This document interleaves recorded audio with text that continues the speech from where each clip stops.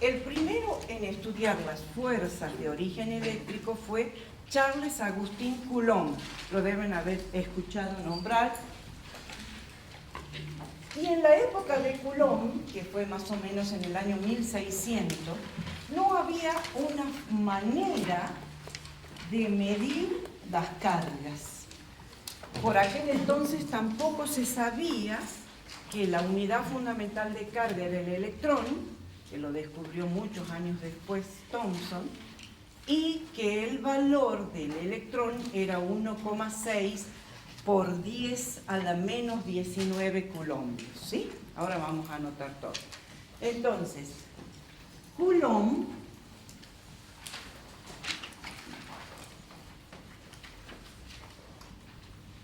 no, está mal escrito.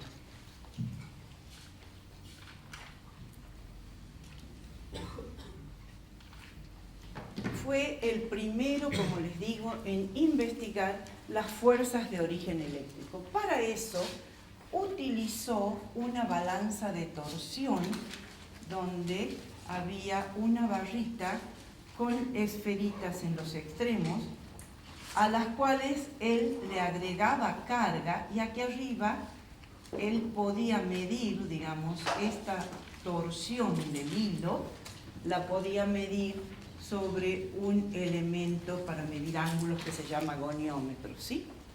Entonces, acercando una carga, supongamos positiva, él observaba que la barrita se alejaba y podía medir cuánto era lo que se alejaba, y de esa forma determinó que la fuerza de origen eléctrico entre dos cuerpos era directamente proporcional al producto de las cargas, suponiendo que esta sea la carga 1 y esta sea la carga 2, era directamente proporcional al producto de las cargas e inversamente proporcional al cuadrado de la distancia.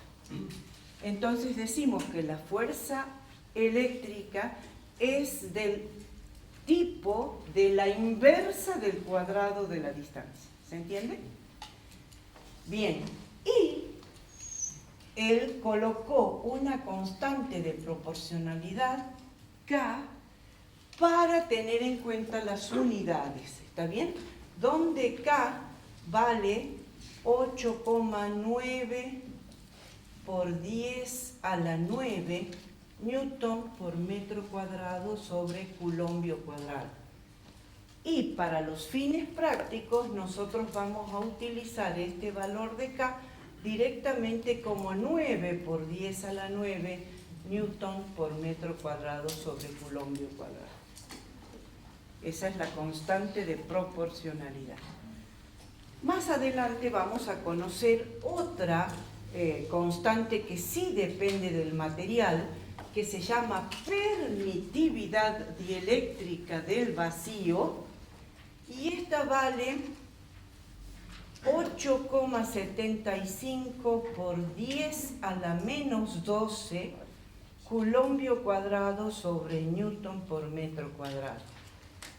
En función de esta constante epsilon 0, decimos que K es igual a 1 sobre 4 pi epsilon 0. Donde, como les dije, epsilon 0 se llama permitividad dieléctrica. A ver, lo vamos a anotar para que les quede todo.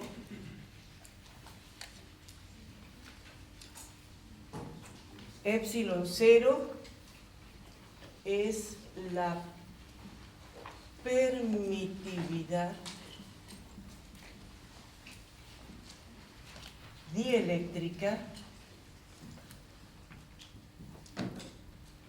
del vacío. ¿Está bien? Entonces, teniendo en cuenta lo que Coulomb había descubierto utilizando la balanza de Cavendish o balanza de torsión, nosotros podemos decir que si en una región del espacio hay una carga y uno acerca a cualquier lugar, supongamos en principio, vamos a poner una carga negativa que esté sobre la recta de acción horizontal. En este caso decimos, sobre ambas cargas aparece una fuerza. Como las cargas estas son de distinto signo, la fuerza va a ser de atracción, ¿se entiende? Entonces decimos, aparece una fuerza sobre la carga Q2 que está generada por la carga Q1. Y de igual manera, la carga Q2 va a generar sobre la carga Q1 una fuerza de igual magnitud, pero de distinto sentido. ¿Se entiende? Entonces, y por supuesto tenemos que tener en cuenta la separación entre las cargas. Esta fuerza, de acuerdo a la ley de Coulomb, va a ser igual a K por Q1 por Q2. Fíjense, quiero hacer notar, por eso puse esta carga es negativa. Quiero hacer notar que la fuerza se calcula exactamente igual, o sea, como que le pongo módulo al producto para que no me interese el signo de la carga, ¿sí? ¿Qué me va a interesar del signo? Si la fuerza es de atracción o de repulsión, pero nada más. ¿Se entiende? Después calculo con el módulo y la distancia r al cuadrado. Pero resulta que la fuerza es una cantidad vectorial y necesitamos, para llevarla en forma vectorial, necesitamos poner un versor, y justamente nuestro versor unitario va a tener la misma dirección de la recta de acción que une las cargas. ¿Entienden lo que quiero decir con eso? Si la carga hubiera estado por acá, supongamos una Q3 positiva, la recta de acción que une estas cargas sería esa línea. Y en este caso, la fuerza sería de repulsión, vamos a dibujar con otro color, la fuerza sería de repulsión en la misma línea o recta de acción que une las cargas. Es decir, es la misma línea que une las dos cargas, donde el radio unitario, le vamos a llamar R o mu sub R, no sé cómo se han acostumbrado ustedes a verlo en análisis, ese radio vector tiene la misma dirección que la recta de acción que une las dos cargas. ¿Se entiende? Entonces, mi fuerza queda determinada, por ese versor unitario. Ahora, ustedes no se asusten, le vemos R porque siempre las cargas son esféricas y hablamos radialmente. Pero veamos, por ejemplo, cómo lo haríamos a eso mismo, cómo lo haríamos nosotros, que estamos acostumbrados a trabajar con coordenadas cartesianas. ¿Está bien? ¿Qué haríamos? Trazaríamos nuestro eje de coordenadas cartesianas, pondríamos una de las cargas en el origen, la otra a la distancia r que me dé, esta era la carga negativa, recuerden, y la tercera, supongamos que esté por acá, positiva. Si a mí me dan un sistema de cargas y me dicen determinar la fuerza que generan, siempre me van a tener que decir dónde. Por ejemplo, decimos determinar la fuerza que genera este sistema de carga en la carga Q1. ¿Por qué puedo hacer esto? Porque aquí, como les mostré, cada una de estas cargas, es decir, la fuerza 1,2 es exactamente igual a la fuerza 2,1.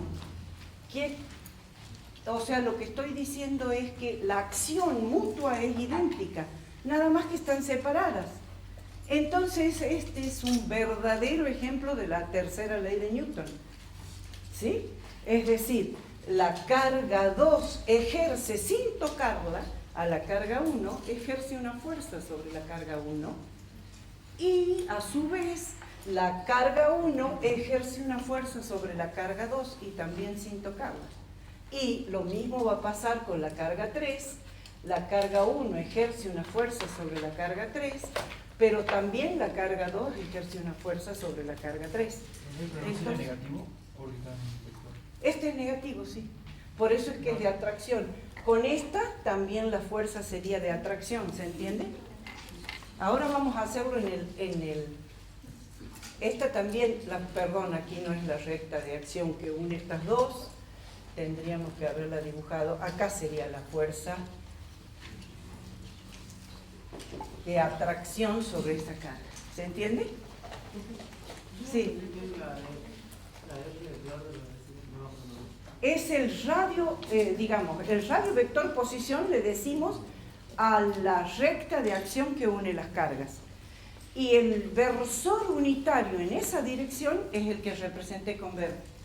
El versor unitario, pero por eso digo, ustedes ahora ven R, pero R tiene componentes I, J y K.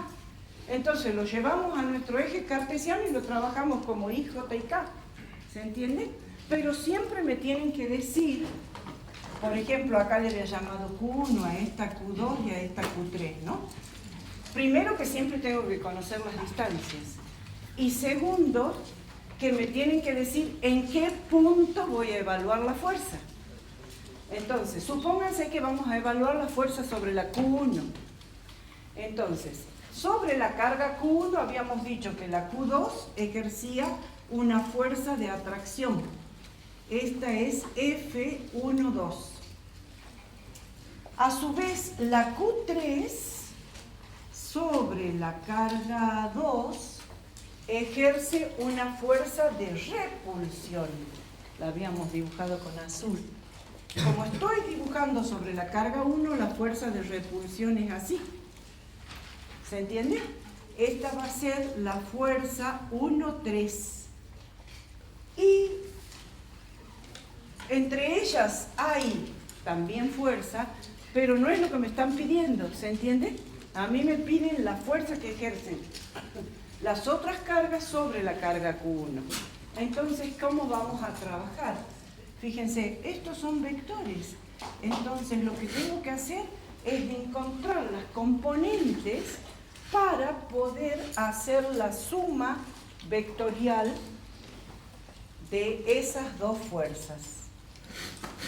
Entonces, lo anotamos acá. La fuerza 1, 2 es igual a K por Q1 por Q2 sobre esta distancia que le llamemos X. ¿Está bien?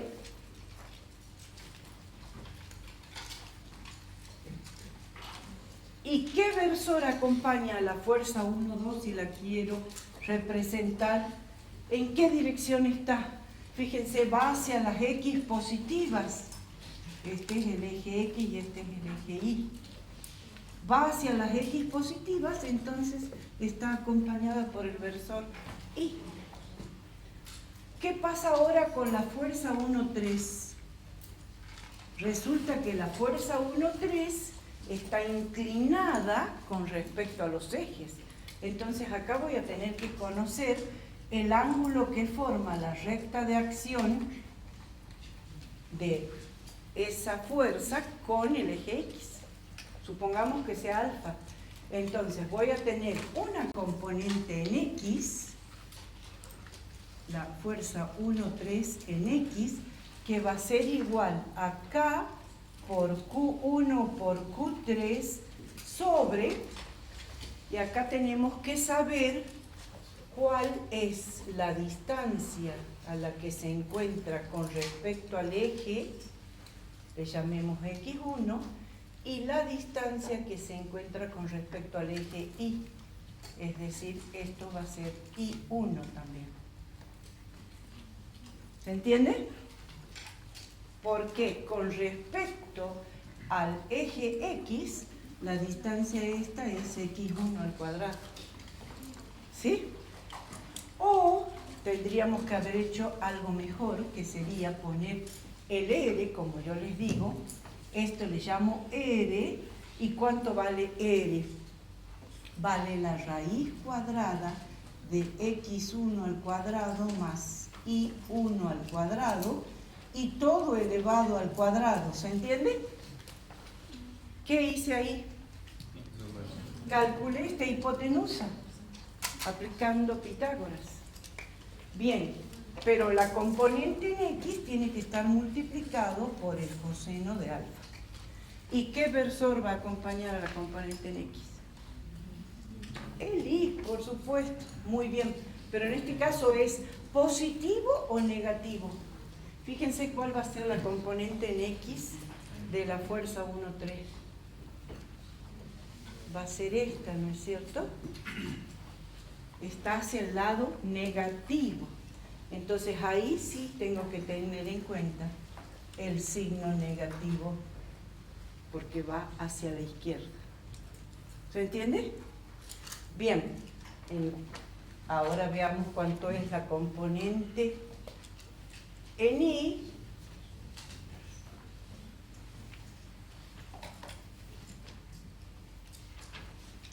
Entonces, la fuerza 1, 3 en y va a ser igual a K por Q1 por Q3 sobre, directamente voy a poner x1 al cuadrado más y1 al cuadrado, porque esta raíz se va con el cuadrado de esta, y multiplicada por el seno de alfa. ¿Y qué versor acompaña a eso?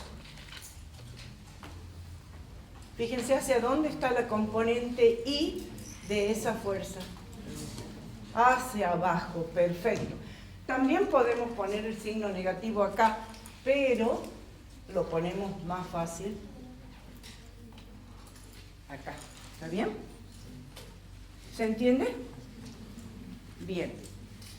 ¿Cuál va a ser la resultante? Y bueno, la resultante tengo que sacar la sumatoria de las componentes en x, que directamente es K por Q1 por Q2 sobre x al cuadrado, más K por Q1 por Q3 sobre x1 al cuadrado más y1 al cuadrado por el coseno de alfa, y todo esto estaría afectado por el versor J, pero fíjense, en este caso el versor J es negativo, entonces acá hay que restarlo. ¿Se entiende?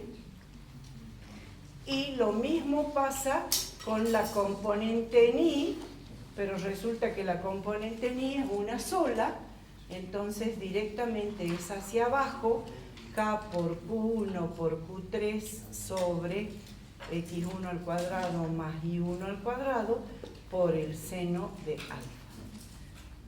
Bueno, ustedes ya saben de física 1 que la fuerza neta o resultante va a ser la suma vectorial de ambas componentes. En la fuerza en X no es I. ¿Eh? En la fuerza en X no es I. ¿Por qué? ¿Acá? En la Sí, tienes razón, acá puse mal el versor. Y acá esta es la J. ¿Está bien? ¿No sería el seno del ángulo por el versor en la fuerza? ¿Qué cosa? ¿El seno de ángulo está aquí? Arriba. Esta era la componente en X, que es por el coseno. Porque el ángulo es este que... Ah, tiene razón la compañera, porque yo medí el ángulo acá. Tiene razón. Fíjense que puse este ángulo, que sería, que se repite acá, ¿no? Entonces, al multiplicar... No, sí está bien, porque es el mismo ángulo por opuestos por el vértice. Es coseno del ángulo. Pensé que era al revés. Miren, lo que quiero decir es esto. Ustedes tienen que este radio vector viene hacia abajo, pero yo estoy proyectando esta componente hacia el eje negativo de la y. Entonces, este ángulo se repite acá. Es coseno del ángulo alfa, que también es acá. este también es alfa. ¿Se entiende? Por opuestos por el vértice, este ángulo es igual que este. ¿Sí? Sí. Sí, pero lo que digo es, ¿no sería la fórmula en vez del coseno del versor, el coseno del ángulo? No es el coseno del versor, es coseno... A ver, perdón. Vos tenés dos formas de poner una fuerza. La podés poner, por ejemplo, una fuerza puede ser, qué sé yo, 1 newton en la dirección Y más, o sea, esto sería el binomio, 2 newton en la dirección J, suponete. Esa es una forma de expresar la fuerza. O la otra forma es decir, la fuerza vale el módulo, que es la raíz cuadrada de 1 más 2 al cuadrado, y, o sea, como binomio, el ángulo que forma la resultante. ¿Sí? ¿Se entiende? Yo lo estoy poniendo como binomio. Por eso le pongo el versor I y el versor J. Pero es nada más que para indicar la dirección en donde se va la fuerza. La dirección que tiene la fuerza. Porque al ser un vector, necesito módulo, dirección y sentido. Y para eso le indico con el versor. En vez de poner el ED que ponía genéricamente, pongo los versores de la terna de ejes. ¿Está bien? Bueno. Perfecto. ¿Se entendió el tema de la fuerza? ¿Sí? De cualquier manera, esto vamos a hacer ejercicios en la práctica a partir del jueves. Vamos a hacer ejercicios donde ustedes van a hacer sumas vectoriales de fuerzas. ¿Qué hubiera pasado, para generalizar, no quiero borrar todo, qué hubiera pasado si en vez de haber 3 cargas hubiera n cargas? Es decir, si en vez de ser 3 las cargas en esta región, hubiera habido n cargas. Vamos a dibujar, vamos a decir que esta es Q4 y esta es Q sub n, para decir que son muchas, ¿sí? ¿Cómo hubiera sido? Entonces, en este caso, también la fuerza generada por la Q4 hubiera sido de repulsión, porque los dos signos son iguales, entonces esta sería la fuerza 1,4, ¿está bien? Y la Q sub n hubiera generado una fuerza de atracción, perdón que no tengo más colores, esto hubiera sido la fuerza 1n, una fuerza de atracción sobre la carga Q1. ¿Cómo hubiera sido la resultante acá? Entonces vamos a decir que la fuerza neta sería la suma vectorial, es decir, para sumar vectorial tengo que sacar el módulo, ¿sí?, de las componentes, etc. Entonces esto sería la suma vectorial de la Q sub I por la Q sub J, si quieren, sobre los R sub I y multiplicados por los versores de cada una de ellas. ¿Esto qué quiere decir? Esto quiere decir que si tengo muchas cargas, tomo cada una como si fuera un cuerpo rígido y le analizo las fuerzas que le generan las otras. ¿Sí? Le analizo todas las fuerzas que le generan las otras, saco sus componentes, sumo por componentes y después saco la resultante. Y esa resultante tiene que estar acompañada por el versor que le corresponda, que la podemos aplicar así, en la dirección I, en la dirección J, y hay veces que también actúa el tercer eje, entonces también en la dirección K, o expresarla como el módulo y el ángulo que forma la resultante. Son las dos formas que ustedes pueden expresar ese vector. ¿Está bien? Bien. Ahora vamos entonces a ver qué es ese ente que hay alrededor de una carga que me produce esa fuerza a distancia, es decir, sin que haya contacto.